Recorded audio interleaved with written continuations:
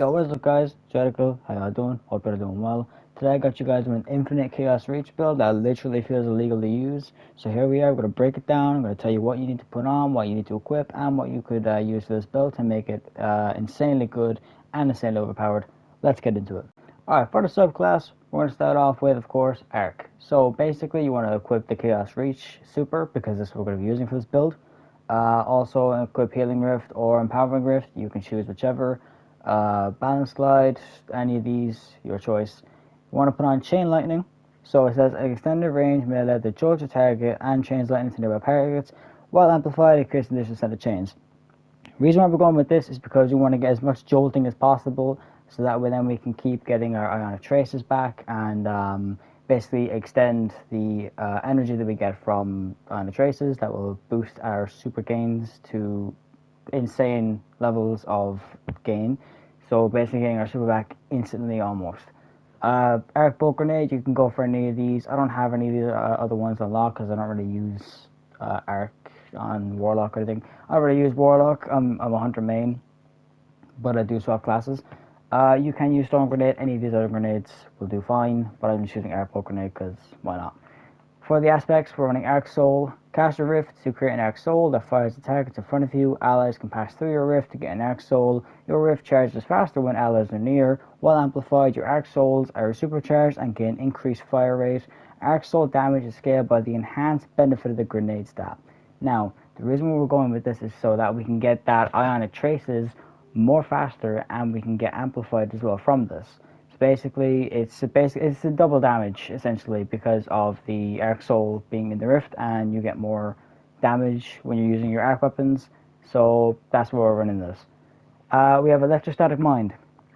Defeating targets with arc abilities or defeating jolted or blinded targets creates an Ionic Trace. Collecting an Ionic Trace makes you amplified. This also ties in to Arc Soul. So basically what we're doing is we're getting kills, we're killing a handful of enemies, and we're getting Ionic Traces. This makes us amplified and also boosts our super gain, so that way we're getting our super back literally right after we use it. So you'll see in the gameplay that we are using an arc weapon, getting kills, and then we're going to be getting our super back from the Ionic Traces that are being collected, which they follow straight to you, so it makes it easier to click them. And we are getting infinite super stat. So it's like constant super, like spam super. So you use your super, boom, that's over. Then you get a couple more kills, boom, it's back already. Then you can just keep going. Now for the fragments, we are running Spark of Resistance. While surrounded by combatants, you're more resistant to incoming damage. This one's pretty much a no-brainer. You want to have the most DR as you can. So basically, just you won't die as much. In this gameplay, I do die a small bit, but that's just because I wasn't really paying attention through half of the gameplay, so my apologies. Next up, we have Spark Frequency. Melee hits increase your equipped weapon's reload speed and stability for a short duration. While amplified, the effects are increased, and you gain increased stacks of bolt charge from all sources.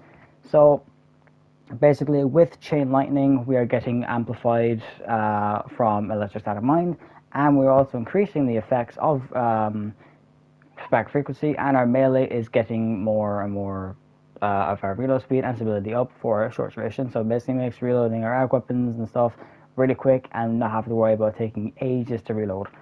We have Spark Discharge next. Arc weapon fighter blows have a chance to create an Ionic Trace.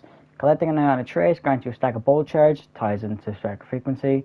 So basically just get a kill and you have a chance to get an Ionic Trace. We also can get that from, I think, Electrostatic Mind.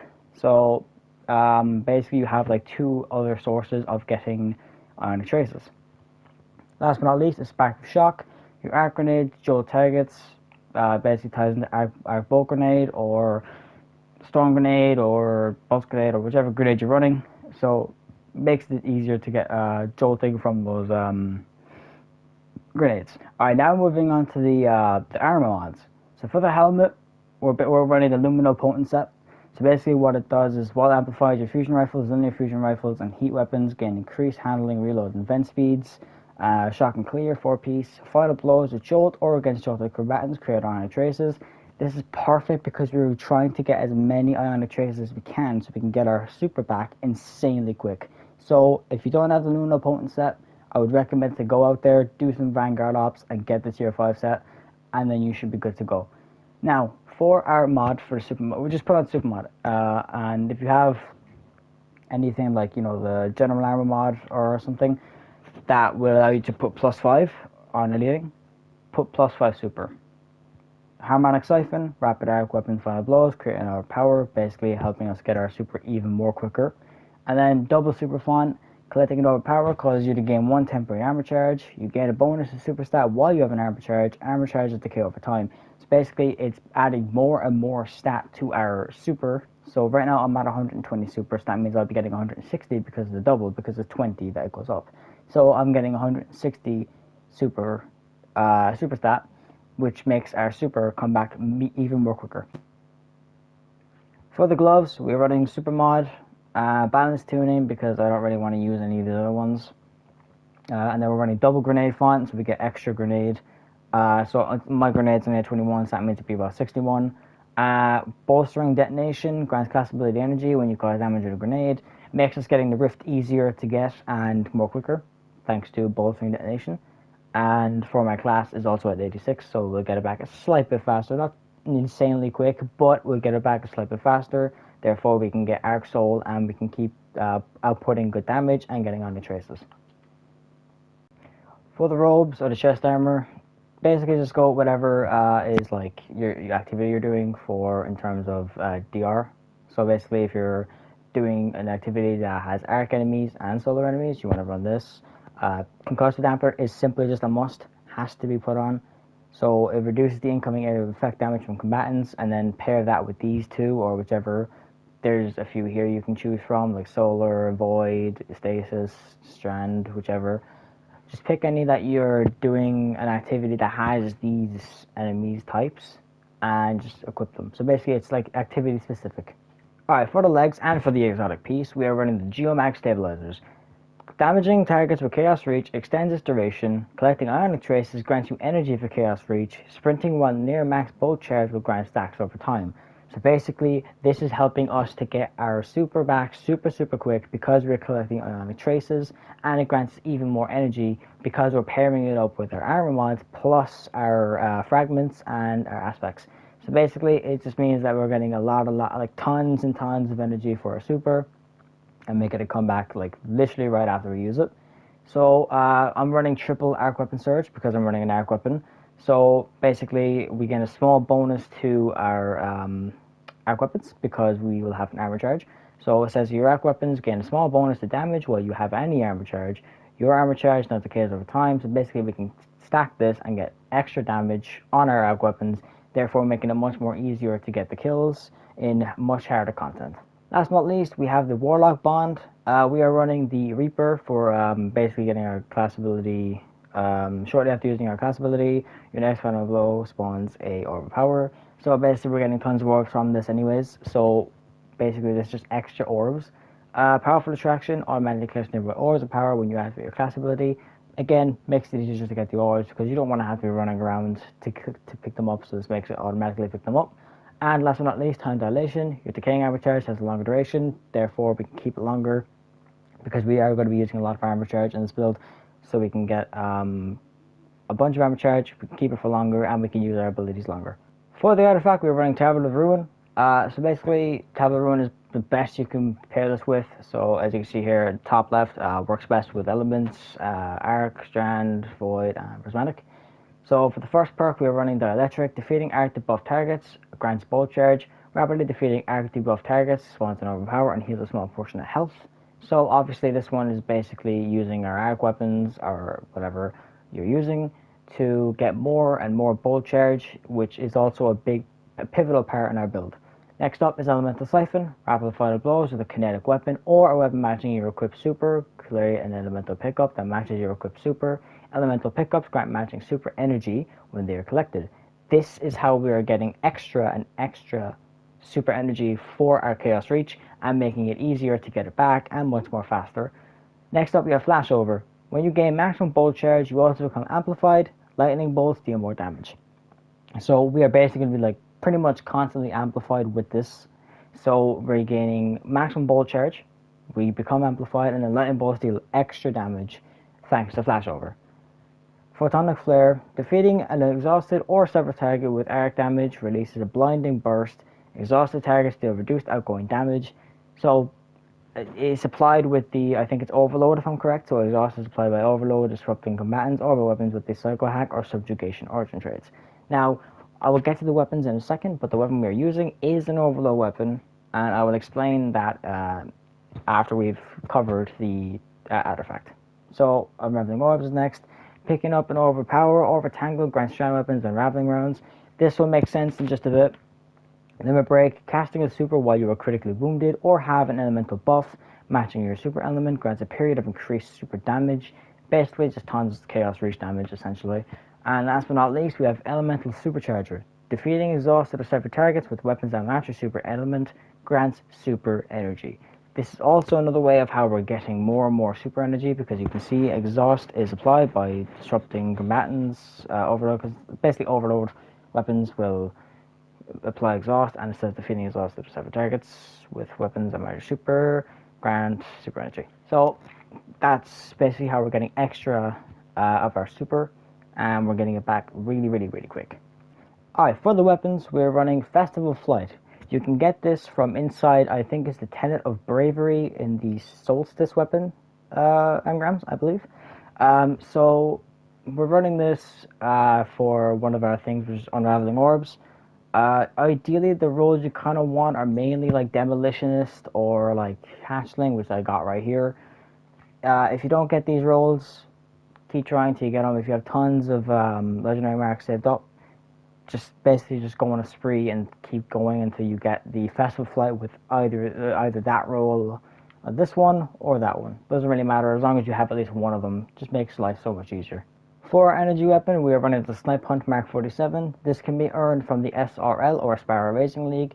You can attune to get this weapon in the inventory section, so if you are getting it from regular non-attuned drops, I'd recommend to go into your inventory and go down to the Sparrow Racing League attunements and find the Snipe Hunt and then attune it, so that way then you can get it more often. Ideally, you kind of want to go for a tier 5 with at least Volt Shot, Killing Wind, or else Jolting Feedback. So, like it says here, dealing repeated damage with this weapon inflicts Jolt and increased rate, while Amplified Jolt is faster, and then Volt Shot, reloading this weapon after defeating a target, overcharges the weapon for an improved short period of time, causing it to jolt on its next hit. So basically we're getting double jolt from this weapon, from Jolting Feedback and Volt Shot. Next up, we have Aurora Dawn. Now, I'm only running this because I don't have any other good arc heavy. So this is just a placeholder for now until I can get a really good arc heavy. But if you have a really good arc heavy, throw that on and just you're good to go with that. It could be an exotic or anything else. But until I get a good exotic roll, or not exotic roll, sorry, exotic arc weapon, then I will be just using this until I get that. But if you want to use any other arc heavy, like Thunderlord or Warcliffe Coil, go right ahead. And that's the build, guys. I hope you'll enjoy this build. I had so much fun making, doing the gameplay for it. So much fun. It's so broken, overpowered. Also, a shout out to Mactix G1 or just Mactix for this build. So all credits go to him. Also, I have a Discord server if you guys would like to join and maybe submit your own builds that I could probably make a video on. Feel free to do so. Link is in the description, and I'll also link it in the pinned comment. So if you want to join the Discord server, it is there. Links are down there, down below. But anyways, without further ado, I'm going to let you guys watch the gameplay, and catch you on the next one. Subscribe for more Destiny 2 builds. I love y'all. Peace.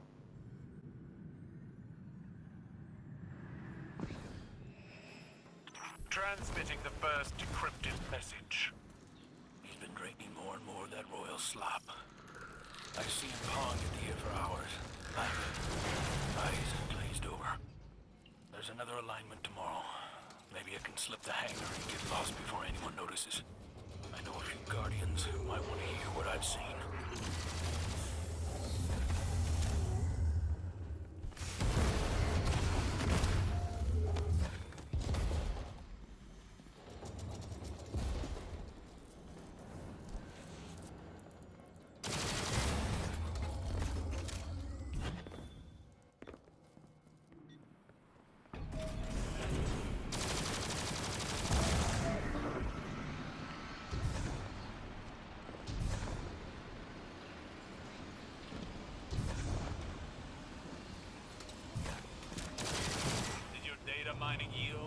about a crown? Amsat detailed an ornate procession that brought a hive crown from Leviathan to Glykon. It allowed the darkness to invade the Scorn's thoughts. Not the darkness. The entity. The two are entwined. Does the difference matter? That there is a difference makes our understanding of the darkness a facade.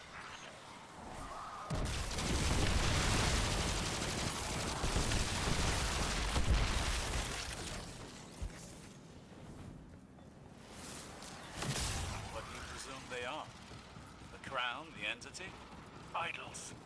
Sustained by fixation until there is nothing left to reap.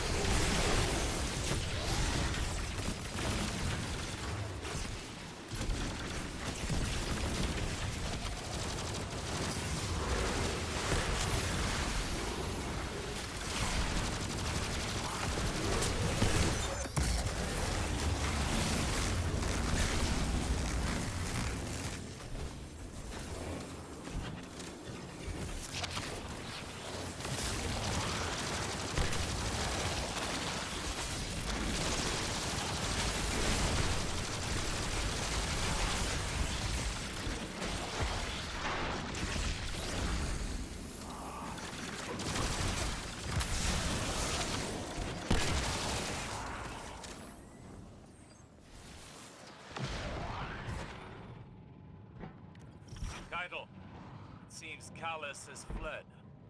Amsad states, Emperor Callus has left us, his shadow broods. The legionaries spread rumors saying, he merged with darkness, he is dead, he fights to save us. Words dipped in false confidence. The Emperor is gone, none know where. May we abide his return.